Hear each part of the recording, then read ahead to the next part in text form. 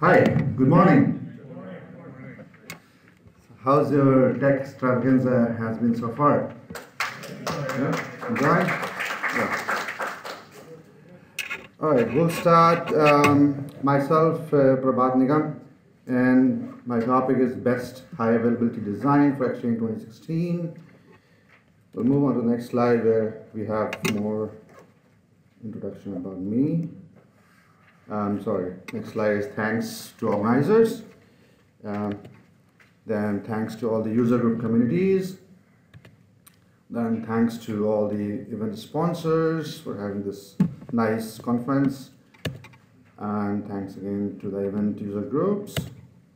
And this is my introduction slide. Well, myself, Prabhat Nigam. I've been 3 times awarded MVP for Exchange and Office 365. I'm a blogger. I write my blog on msexchangeguru.com. I'm a speaker, author, father, and husband. I think most of it I got in New York. I love it. And I'm a CEO of LAEXUG Foundation, which is my user group in Los Angeles. So I got everything in New York, and then I moved to moved to LA. And that's my email address, that's my Twitter handle, that's my company website. I have overall 18 plus years of IT experience. I worked for Microsoft and almost any IT giant you can think about. I worked for them directly, or they were my customer, or they were my vendor. And now I'm a CTO of my own company, Gordon 5 Consulting. All right, so let's move on to that agenda. Let's discuss something about best exchange design. So our agenda is very simple: exchange fundamentals, disk configuration, preferred storage design, and preferred and best exchange 2016 design.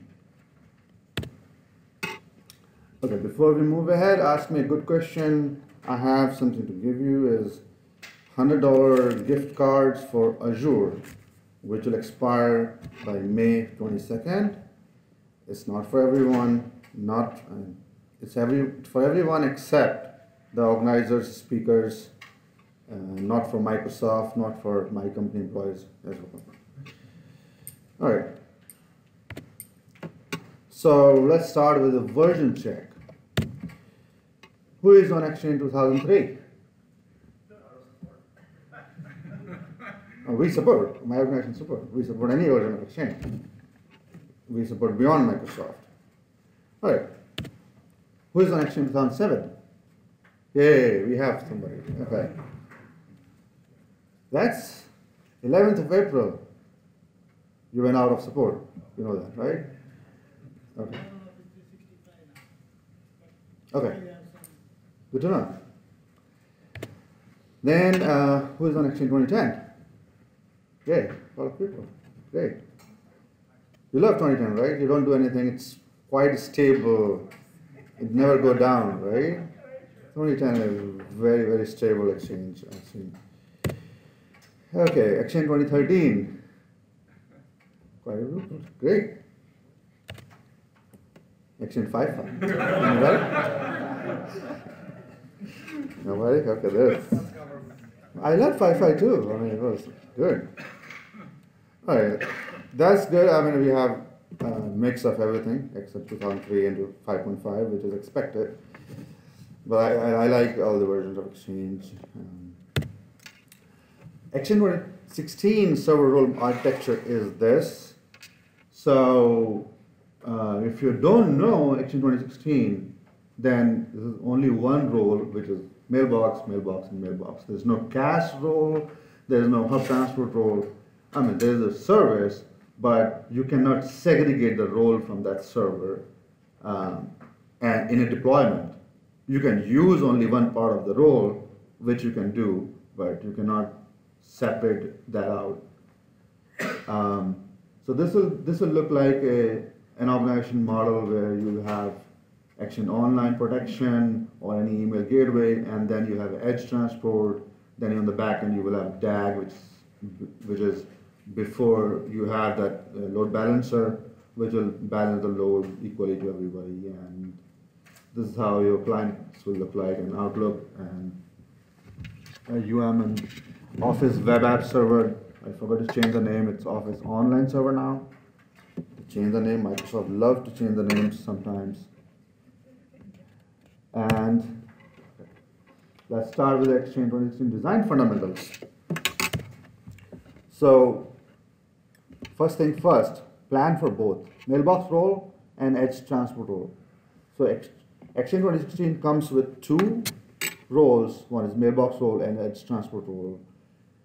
Edge transport is a mail flow, mail gateway, you can say, anti-spam. All that thing can be done by the edge transport, which is Microsoft flavor. Rather than going for a third party, you can use edge transport if you're Microsoft lover. It works well. I haven't seen any big complaint or issue. The only thing is when you update the edge transport role to the next SKU level, you have to resubscribe it. So that's a little bit of pain, but people are using it. It's a defense for your exchange in the DMZ, so that works well. So in the best with the best design, you would like to count edge transport as well. And if you are planning to go hybrid any day, then edge transport also comes handy when you have to open the ports. So you can only open the edge transport ports, and that's how you can send and receive the emails to Office 365. The next is the fundamentals I would think about is the calculator. How many people use Exchange Calculator? You should use, if you are designing, if you are upgrading yourself, you should calculate the right memory, right CPU requirement, right disk requirement. So the maximum you can go up to is 24 cores and 96 GB memory. That's recommended. You can go beyond, but that's not recommended because it might go waste or it might not be able to use it correctly. So always use Exchange Calculator. How to calculate the following, the few parameters, few inputs which you have to give is kind of a tricky. You might not be able to get it right always. Like this parameter, total send and receive capability mailbox per day, per mailbox per day. It's not that easy to find. My CEO sends 2,000 emails in a day, maybe. My engineer sends only 5 emails in a day. He just receives a lot. I don't know. So what's the best way of doing it? That's kind of a tricky. Then next is average message size. Could be tricky. I send a one-liner email. My graphic designer sends 2 MB attachments in every email. And some other, if I'm a police department, maybe I have artifacts of 20 gigs. I'm attaching that and sending that. Not 20 gigs, sorry, that's too high. Just like maybe 500 MB. Sometimes I've seen that. So how to get that right, the figure right? So till Exchange 2010, we had the Exchange profile analyzer that used to give us that number. But now, after Exchange 2010, we have to use this script, which is mentioned in this link, which generates this data from message tracking log. So 2 things is important here is you have to have message tracking log enabled, and you have to use this script. If you don't have message tracking log, then the script will not be able to generate the data, and then you have to run this script multiple times to get the right data. So like if I'm tracking of 15 days, then I have to run 15 times the script because it can only generate 1 day data. Then it comes the processor calculation. So you have to go to the INT spec INT calculation, and then you have to understand how many cores you need. I've explained that in one of my blog. You can look into that and probably you'll get it right. This is again a tricky thing. So there's a utility also there which can check where you land if the processor is enough for the server. Then I always recommend to run the jet stress test on your disk so that you can find out that IOPS are good enough or you're lacking, you have an issue. If you have an issue, raise the concern to the storage team that I'm not getting right IOPS. Maybe they have shared the storage LUN with another application and that's why you are losing the IOPS. You don't know. So run the jet stress. Page file has to be, we should always configure page file, it's recommended, we should do that. It has to be normally memory plus 10 MB size, but if you go beyond 32 gigs of memory, then it's maximum 32 GB plus 10 MB. Don't configure more than that. Then while you're designing, you have to also consider these recommended tools. There's a WAN simulator, which is non-Microsoft. Made by I think TCS, but that becomes handy. And there's a bandwidth calculator where you input number of Outlook users, number of OVA, number of ActiveSync. That calculates the required bandwidth. Then the site resiliency calculator, which is fairly simple, but just to have the right calculation, we should use that. All right, next slide. Okay, preferred disk configuration. Yeah, JBOD. Microsoft is recommending JBOD, and we should use JBOD to get the right or more IOPS. Your storage team will say, oh, JBOD, no. We should have RAID 5, 10, 6, something more redundant. Exchange doesn't need that. Exchange prefers its own application level recovery rather than disk level recovery. So Exchange databases should be on the Mailbox database, and the transport database should be on the JBOD. Then operating system and Exchange binary should be on the mirrored disks. And when we use JBOD, Microsoft recommends to use auto reseed. That helps in automation. So if your one disk goes off, which has one database, auto reseed will automatically reseed the disk. It will pick up this disk, it will automatically make the copy of the database. So that's auto reseed. So auto reseed is replacing your RAID. The thing is to understand, in the RAID, minimum you lose 33% of disk, and when you calculate for big organization, big data, best design, then you will lose more if you don't consider auto reseed. So imagine an organization with 300 terabytes of data, and they're giving 100 terabytes to the RAID. I mean, you're paying 100 terabytes of storage for just building the RAID. How many times crashes? You don't know, but 100 terabytes is just lying for nothing. So auto reseed and JBOD helps in that kind of a setup. Then disk partition style should be GPT, the GUID partition table. Then disk allocation should be 64K. Then format should be simple, but Microsoft recommends REFS for database logs and transport database. But REFS might not work with DPM, but this is a recommendation, so we should go for recommended. Then NTFS for operating system and Exchange binary drives. Then encrypt your Exchange disks with BitLocker. Separate transport disk, the database disk per server, because that comes when you run the calculator, it shows that disk requirement for transport. That's also important. So use that. Then separate recovery disk. Microsoft Calculator calculates one recovery disk per server. If you turn that off, then your requirements will increase. You have to keep it on, but it's understanding that you are not going to use more than one recovery database. That is not possible at a time.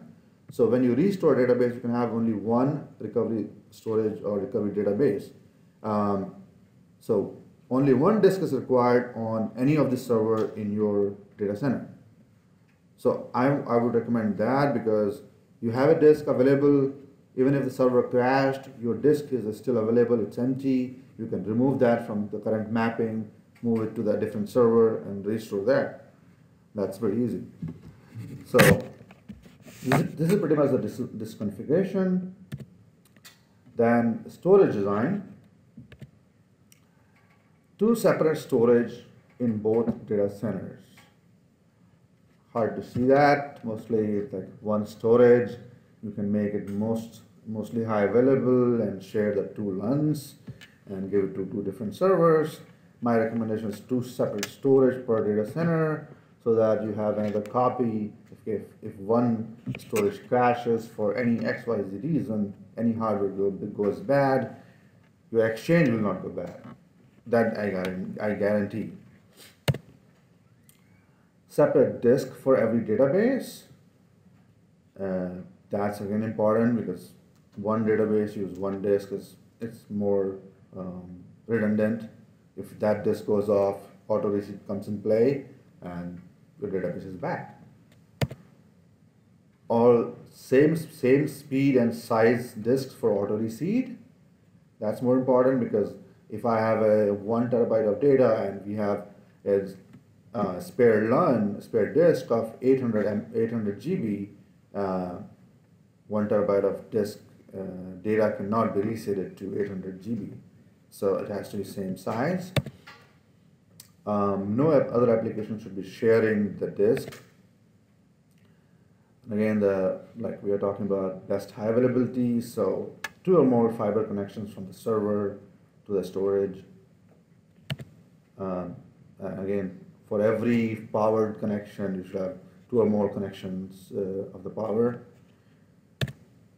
Okay, let's come to the real deal. Design mailbox role. This is physical servers. What about virtual environments? Yeah, even if you are talking about virtual environment, you have physical servers running. So this is for the power for the physical servers should be more reliable, right? So that they can support the virtual server. If your physical server will go down, then everything will go down, right? So then design mailbox role. Okay, so preferred design Exchange 2016 mailbox role. We should go for 4 nodes DAG cluster with Exchange 2016 CU4 on Windows 2016. So even though Windows Server 2016 still does not support to use anti-spam, but when we are designing today, we are thinking of next 10 years. So we should go for Windows 2016, which will expire hopefully next 10 years. So, and we should keep anti-spam off.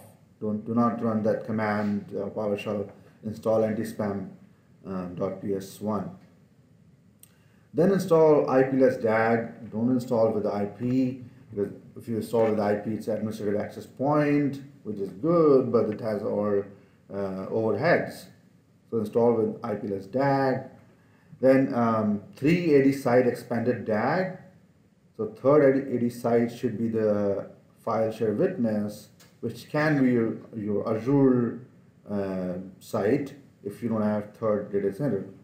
But this is for the automation. This is in case one data center goes off, your Exchange will never go off in this kind of setup.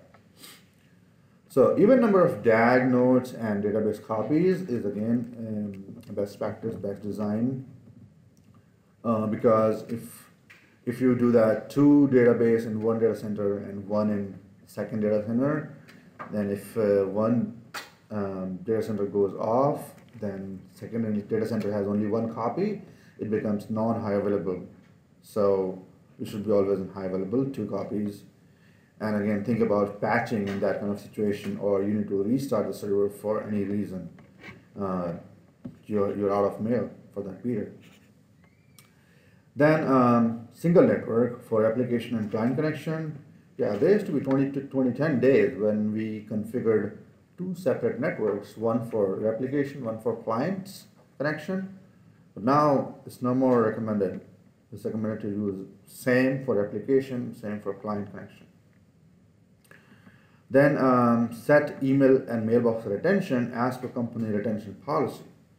So if your company retention policy says 6-month retention, you want to do the backup and retain that, or you want to do the exchange retention. You configure exchange retention. Even if the mail is deleted, it's going to stay there in that mailbox for 6 months. That's a good thing, because if you have to recover, you can go back and recover it very fast, fairly easily. That's exchange. That's called exchange native protection. Then we have two separate storage for every data center. We discussed that. A separate disk for every database. Same disk speed and size. Implement auto reseed. No other application sharing the disk. Dual power for SCSI and fiber. Dual powered and SCSI and fiber connections. Next slide is database availability group design. Pretty fair. 3 data centers, 280 sites, active DAG. Don't keep it passive. If you have this second 80 site, use it. That's the best way of using it. If you're keeping it as passive, you're not using it. It's like the resources are there, but they're idle, not being used. So better to use it. So 3 data center DAG, 280 sites with active DAG nodes, and one data center which will have the file share witness, non-internet facing, and yes, the third data center can be Azure as well.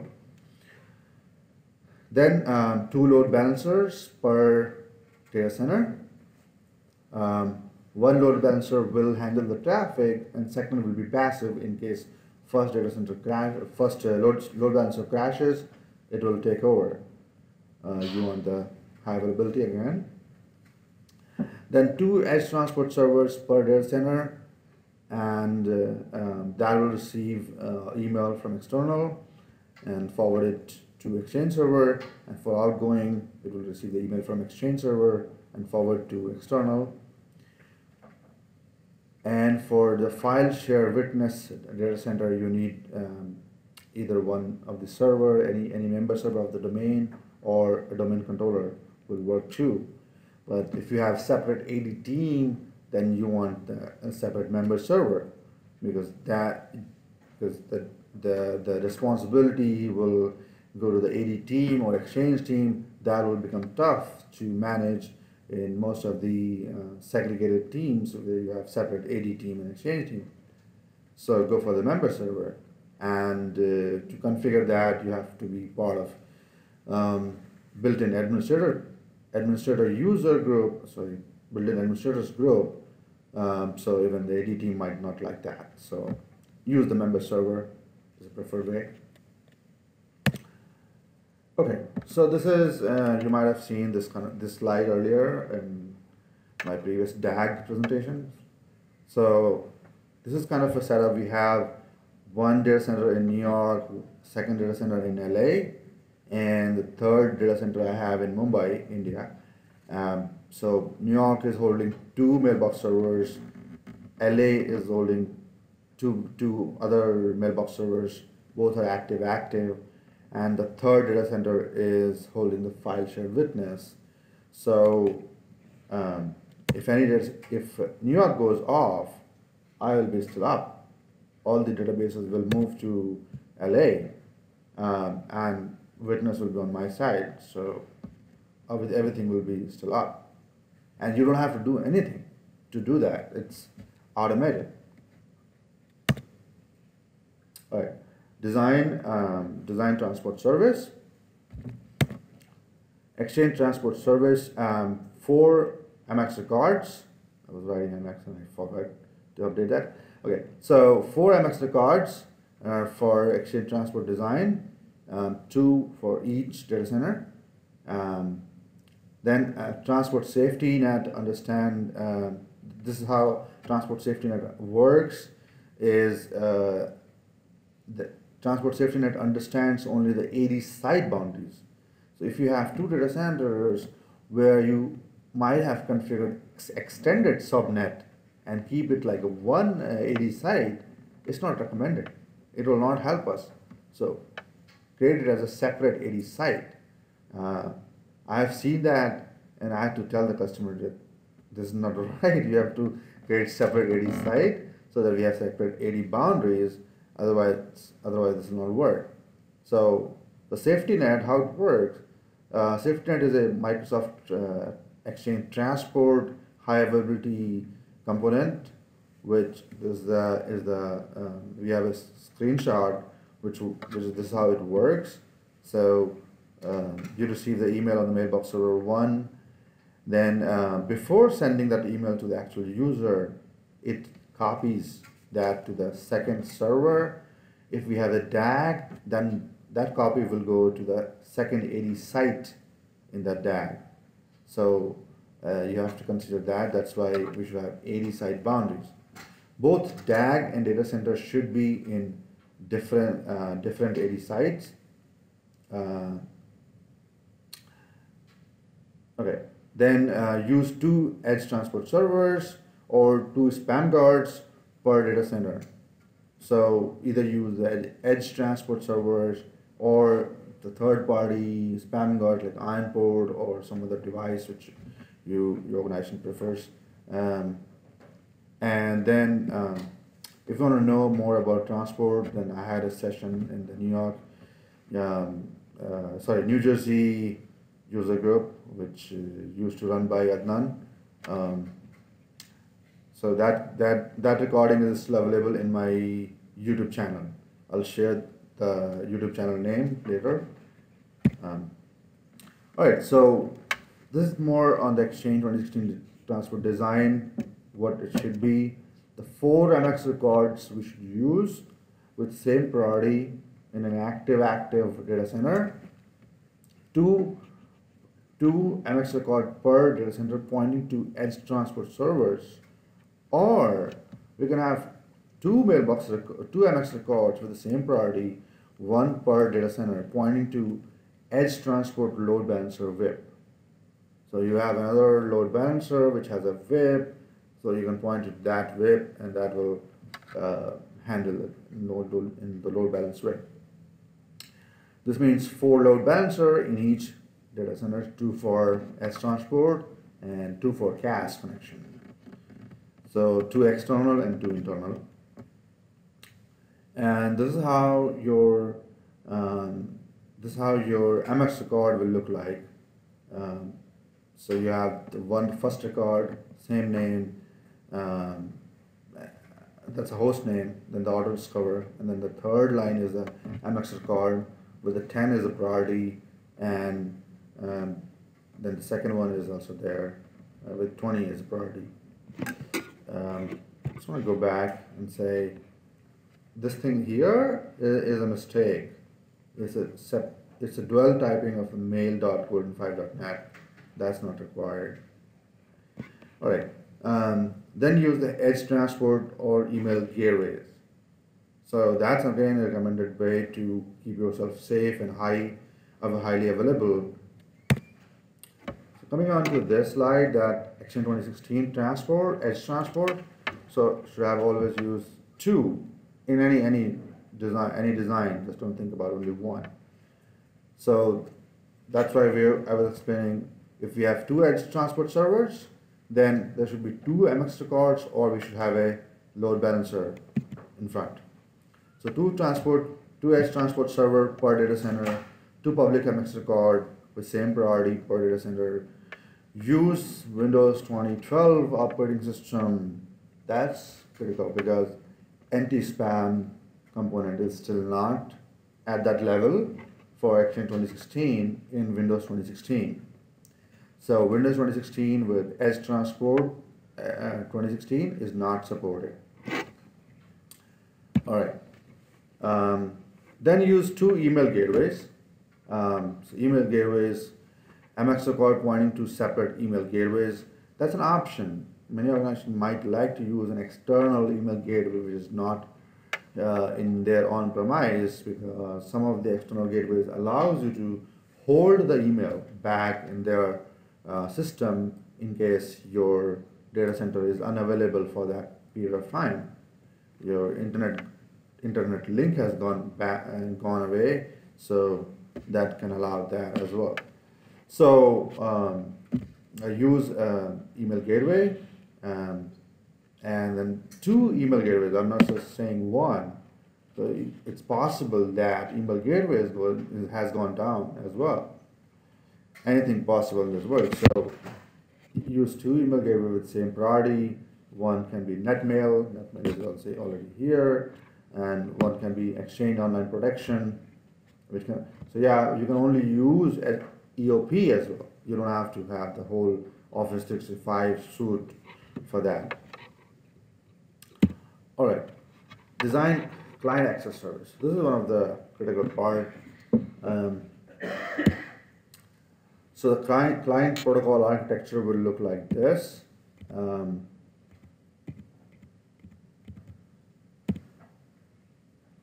All the client devices or the connections coming to load balancer, and the load balancer is forwarding to the Exchange Mailbox role, and then the first layer is IaaS. So the front end, first website is the front end website that works on 443 for IaaS, okay?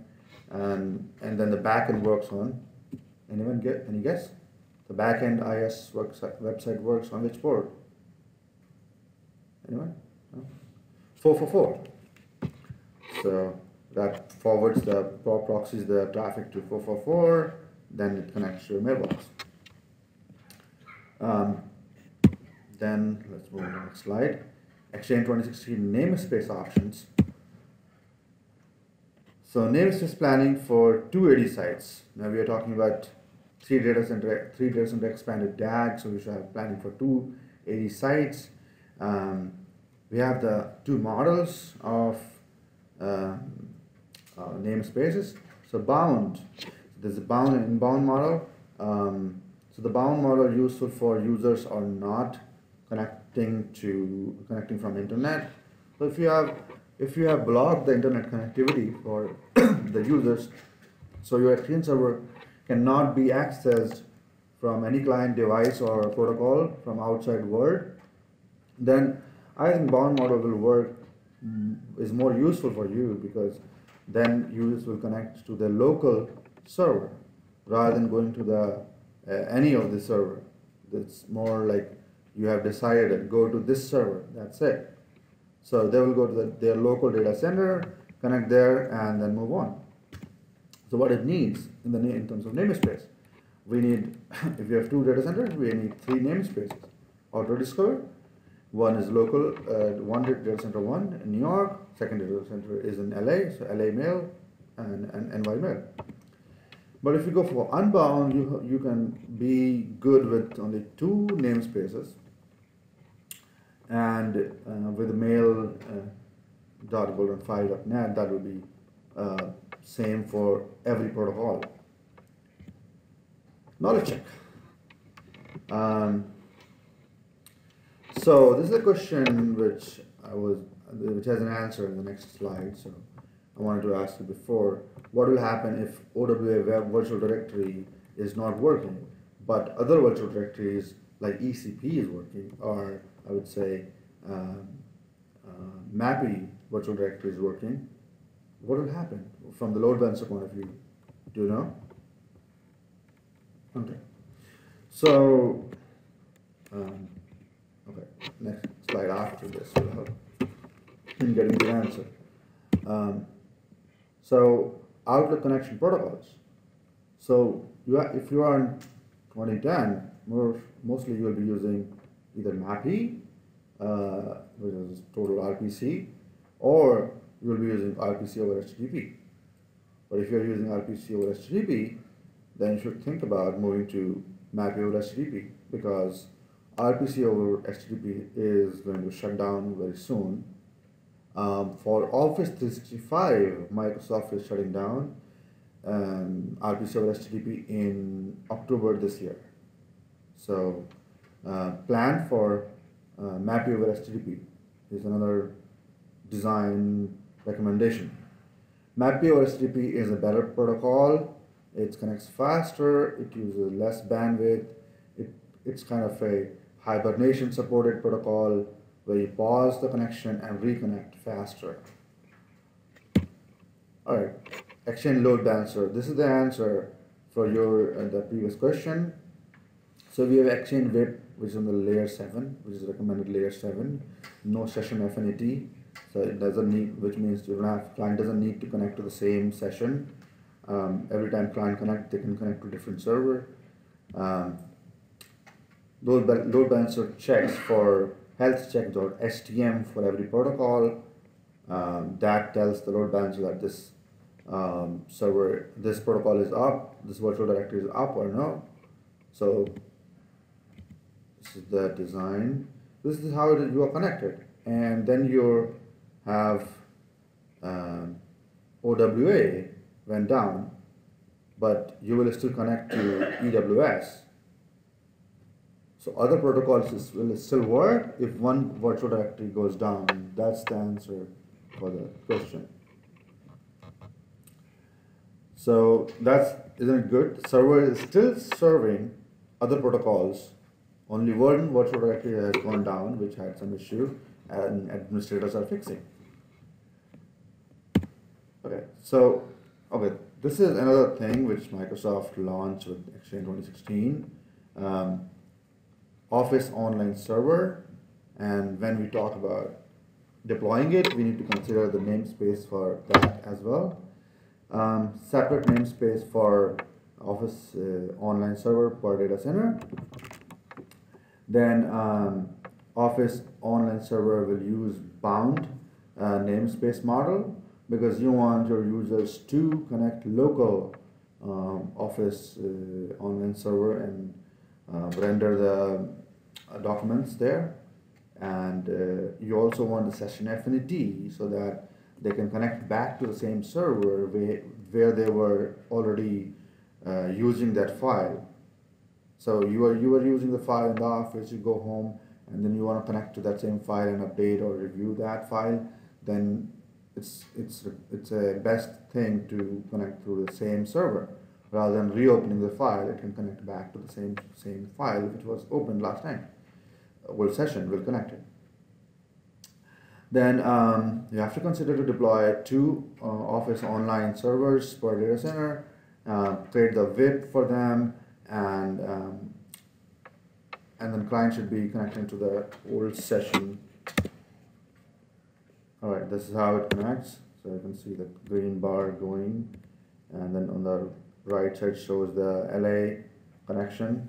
So it shows that even if you connect from LA, you can connect your mailbox in your data center, which is in NY. But even when you come to NY, then the local exchange should look for local Office Online server. So that VIP will connect to the local NY server.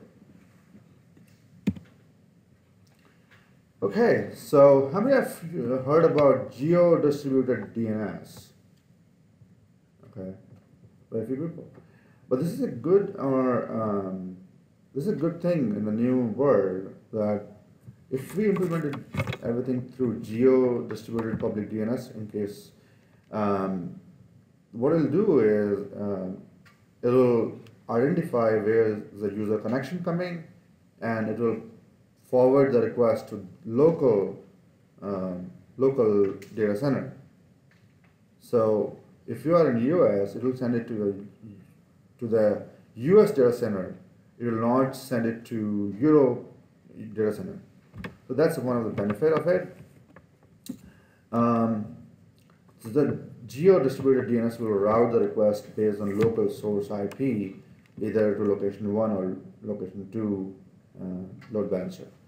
Then Geo DNS solution, I mean, you always have a concern. What will it do if one of the data center goes down? What it's going to do? So Geo DNS solution also provide a monitoring solution which dynamically alter change the DNS records when there's a failure. It means in case of any outage, Geo DNS will automatically update the URL to send users to the correct data center. So one data center is going down, it's not going to keep on forwarding you there. This is the you can say smart DNS. Okay, this is the example how it's going to work in the Geo-distributed namespace. So users have mail.golden5.net, they're connecting there, but the Geo DNS knows that if user is in NA, then so it has to be NY or Euro, has to be LA. So if the user is in NY, like Sonia is in NY, and so Sonia should connect to the New York data center. If Austin, okay, so Sonia is my wife and Austin is my son. So if Austin is in LA, then he should connect to LA data center. That's what Geo-distributed namespace design with the Geo DNS will do. Isn't it a good thing? This is how the technology is improving. So consider the Geo DNS in your best design. Then other design requirements. So Exchange 2016 backup, that's one thing has been always a big topic for everyone, that should we backup or don't? Microsoft recommends use Exchange native protection, so no backup. So no backup required if we are following retention policies. Company has a retention policy, we are not deleting any email, so why to backup? Because we have all the emails in the database. Even if user has deleted, you can recover it. And you also have the option of litigation hold.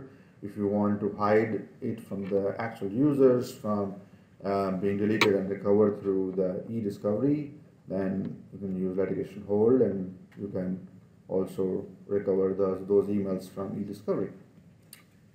So if we are not using retention policy, if we can't match that, because some organizations may have a retention policy of 2 years, 3 years, that's going to keep the data for long, and maybe your storage will go blast, or you don't have that much storage. Then you may consider full backup Fridays, incremental backup rest of the week. Why Fridays? Because Friday at the end of the day nobody's working, and your backup may take longer depending on the database size, and it will definitely finish by Saturday. If not early Saturday, it might finish on Saturday morning. Friday night everyone parties, so probably Saturday morning they will wake up late, and your backup will finish by that time. Right. So backup should be kept, that's always a recommendation, backup should be kept in third location, not at the same location. Your location has blown away, you can't recover it, and I'm sure it's mentioned in your backup continuity planning document, so follow that. If required, you can use Microsoft DPM for backup.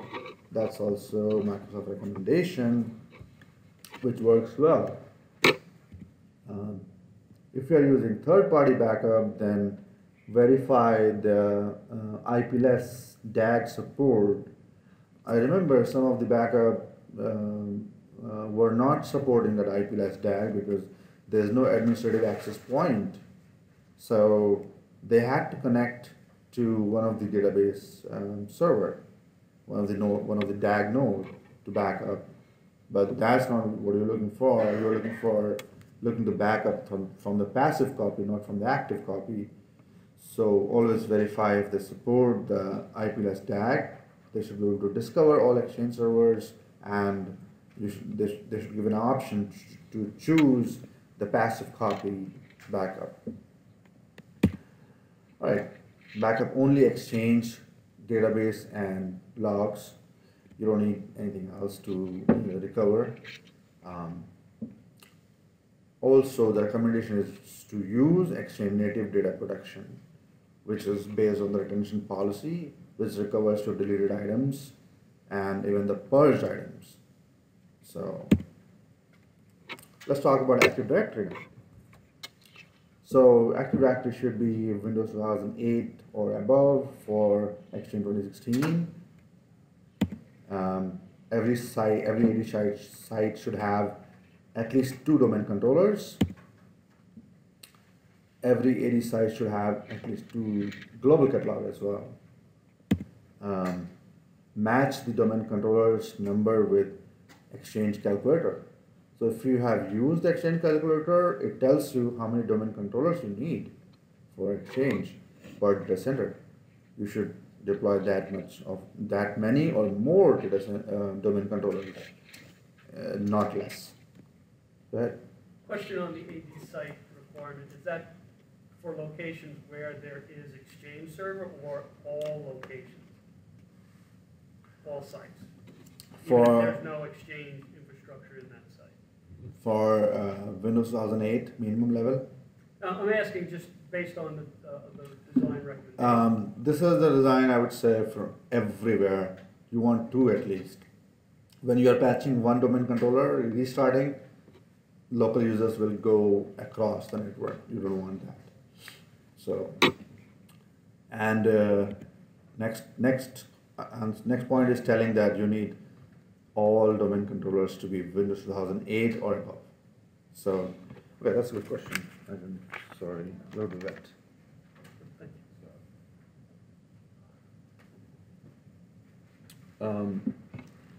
So forest functional level and domain functional level should be Windows 2008 or above. That's it mostly from AD. It's not much. Simple 2008. Keep 2 domain controllers in every AD site. And match the domain controller numbers from Exchange calculator. That's most important. Is it still best practice to exclude the PDC emulator? I'm sorry? Is it still best practice to exclude the PDC emulator From Exchange querying it as it's still going to be a global catalog server? So it produces unnecessary load on the PDC. Yeah, if you can. I mean, because PDC handles more than any other any other domain controller.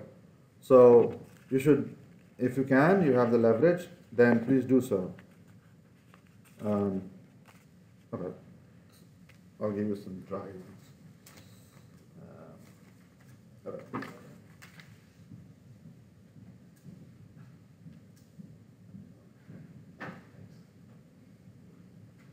How about creating a site on its own just for Exchange and provide the main controllers there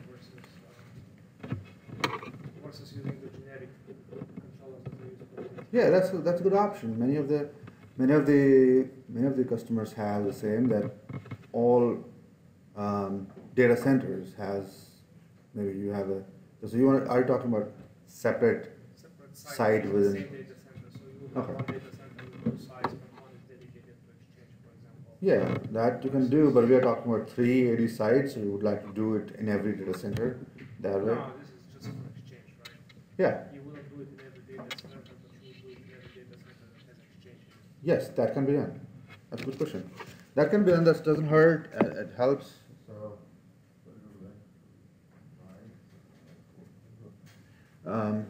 good. Let's go to the Exchange virtualization and the physical. So what calculation we are doing, it's for the hardware. We are calculating for the hardware. We're not calculating for virtual. It's not a virtual thing. It's a, so hardware is recommended. So what we are discussing here is what resources required is for the hardware resources you require. Virtualization is supported, and virtualization is there in case you have a small company, you can't use the full server. Your requirement is coming that you have to use less resources and not the full resources of the server. Then use virtualization, and that way half of the resources will go to Exchange, or 25% of resources go to Exchange, and remaining resources you can use for other applications. So this is to use the resources in better way. We can use virtualization. But the recommendation is to use hardware if you're going to deploy big resource servers, 96 gig of memory and 24 core processor, then go for one single server. Or if you are buying a server with more cores and more memory, like 500 gig memory, then you can do the virtualization. Then other information, okay, I think for other information about tech extravaganza, this slide we shared with everyone. We have Rafael at 5:15, and we have a Microsoft, we have this, it's not ending, the day is not ending today. You know, so at 5:15 it will not end. So we have after party as well, yay! Go ahead. Question about the exchange calculator. I've used it in the past. And while it seems to work well when you have like clients that are like Outlook, AppleSync, etc., what happens when you're not a Microsoft shop and you have a lot of non-Microsoft and a lot of iMac clients? The calculator doesn't seem to work well with that. How have you encountered that?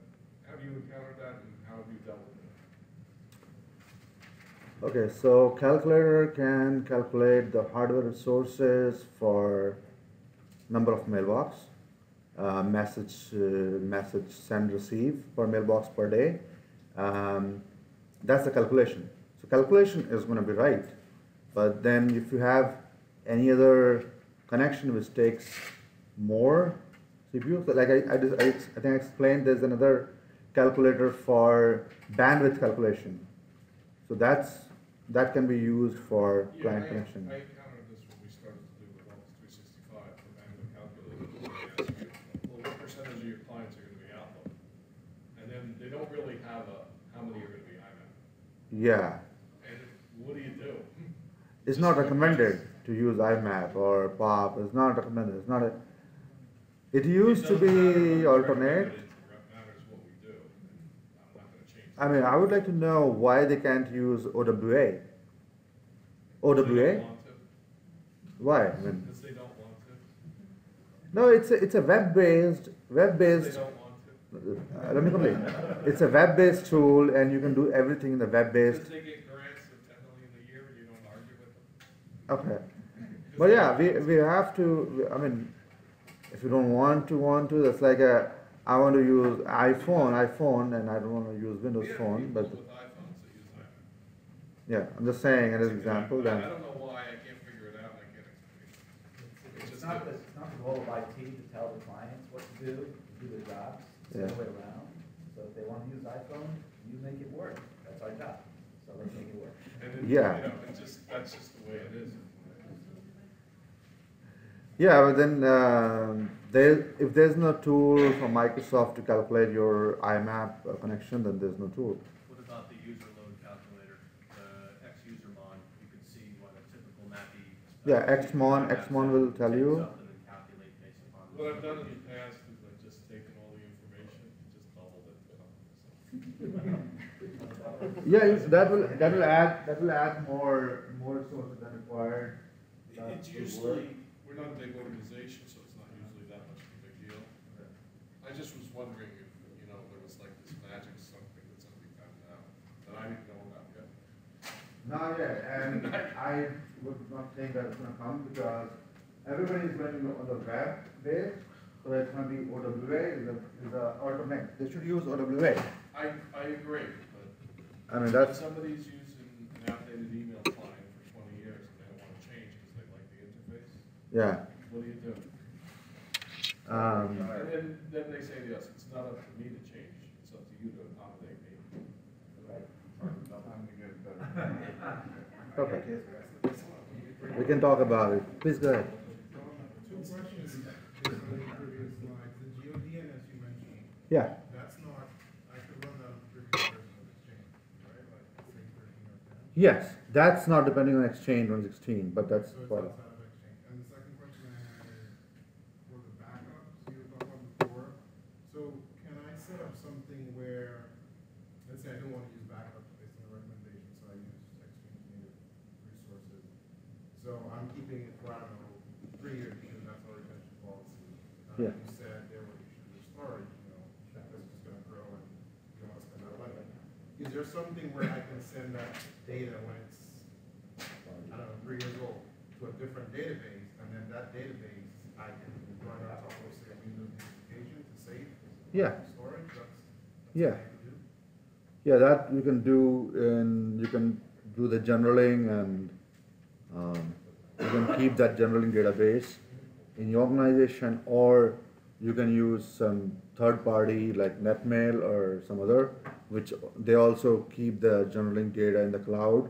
So that's an option. But like locally in my data center, I can put a database Yeah, you can. on a dedupe disk, and Exchange will still, read those emails and provide it to me when I. Yes, that's fairly open, that you can keep one database for generaling, just back that database up, not all databases. So why I said for 3 years, because imagine you have 4 copies of database and you're keeping that data in 4 copies for 3 years.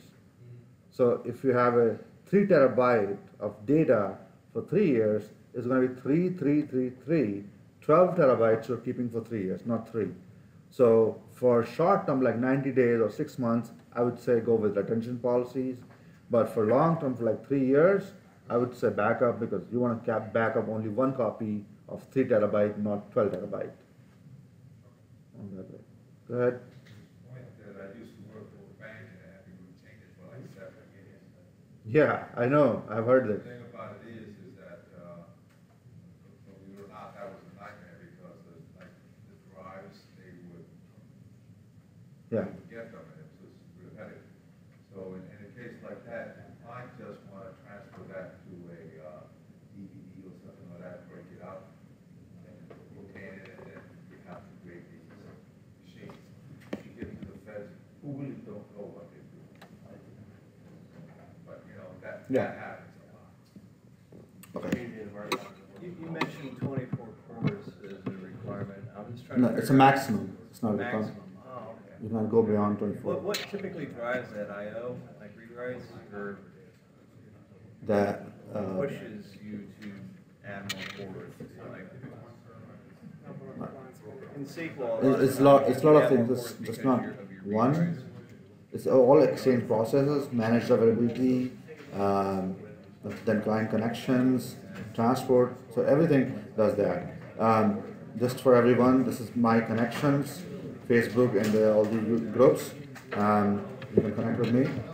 And thank you, everyone. I've tried all of the possible languages. If your language is not here, I'm very sorry. All right, thank you.